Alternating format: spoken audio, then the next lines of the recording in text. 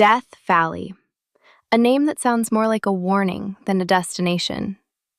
Here, in the hottest place on the planet, lies a dry lake bed known as Racetrack Playa. It is perfectly flat, perfectly still, and perfectly impossible. Strewn across this sun-baked stage are hundreds of rocks. Some are the size of a fist. Others are massive dolomite boulders weighing as much as a grand piano. And behind them, trails. Long, deep furrows carved into the earth as if these stones had simply decided one day to leave.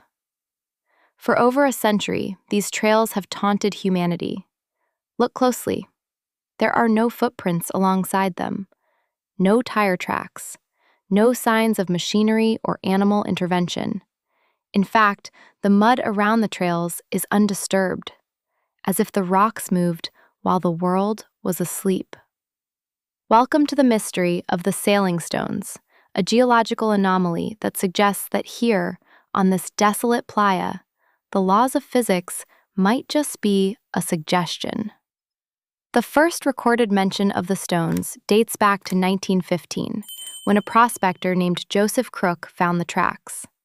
He assumed he had missed a flash flood, but when he returned years later, the rocks had moved again, this time in the opposite direction. By the 1940s, the world started paying attention. Two geologists, McAllister and Klein, began the first formal mapping. They gave the rocks names.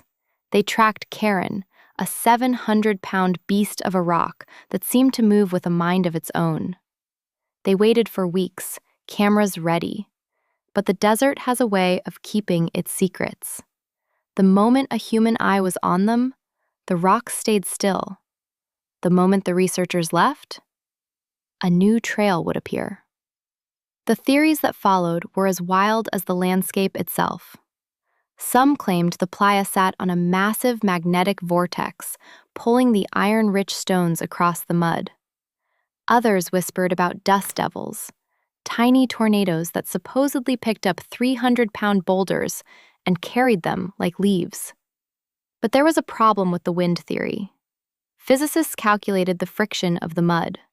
To move a rock like Karen, you would need sustained winds of over 150 miles per hour.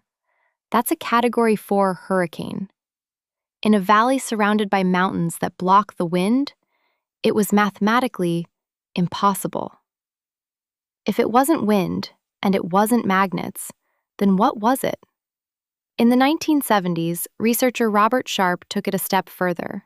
He built a corral of stakes around several stones.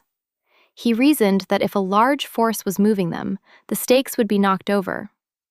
When he returned, the stones had moved out of the corral without touching a single stake.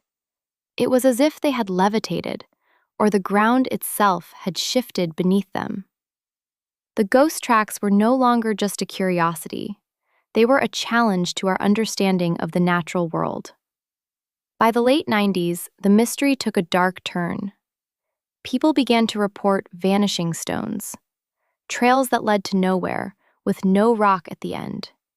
Rumors of stone thieves spread, but others suggested something else, that the stones weren't just moving, they were disappearing into the earth itself.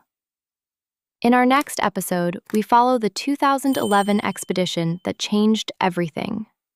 A team of scientists decided to do the unthinkable. They rigged the stones with GPS sensors and waited for the desert to bite. What they captured on film wasn't a hurricane, and it wasn't a ghost. It was something far more terrifying, a rare elemental glitch that happens only once a decade. Next time, the perfect storm. You won't believe what the cameras saw. It was 2011. Richard and James Norris, two cousins with a background in engineering and geology, decided they were done with the guessing games. They did what no one else dared. They brought the technology to the stones. They hauled a custom-built weather station and dozens of GPS-embedded rocks onto the playa. They expected to wait years. They expected to fail. But in December 2013, the desert decided to finally pull back the curtain. It wasn't a magnetic vortex. It wasn't a hurricane. It was a perfect storm of rare conditions.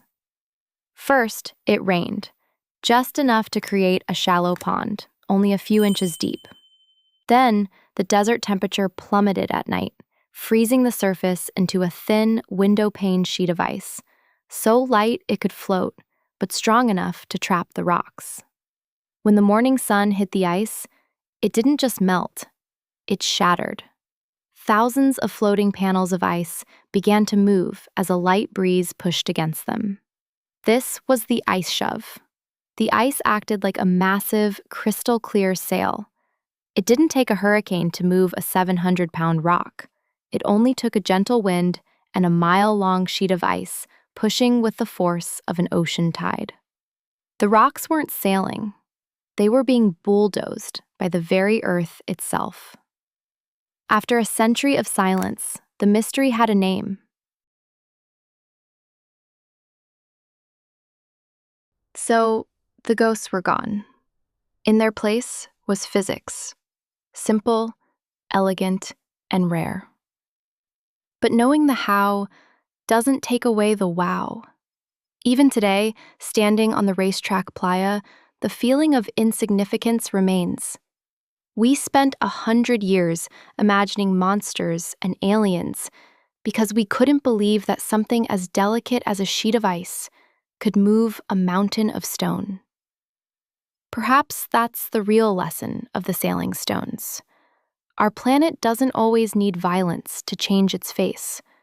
Sometimes it just needs a little bit of water, a cold night, and the patience of a century. But there is a final mystery. As the world warms, these perfect storms are becoming rarer. The ice isn't forming like it used to. The trails are fading. One day, the stones will stop moving forever, and the tracks will be erased by the wind. The racetrack is closing. And as the last stone settles into its final resting place, we are left with the tracks of a world that is slowly, silently changing. This has been The Ghost Tracks of Death Valley. Thank you for walking with us.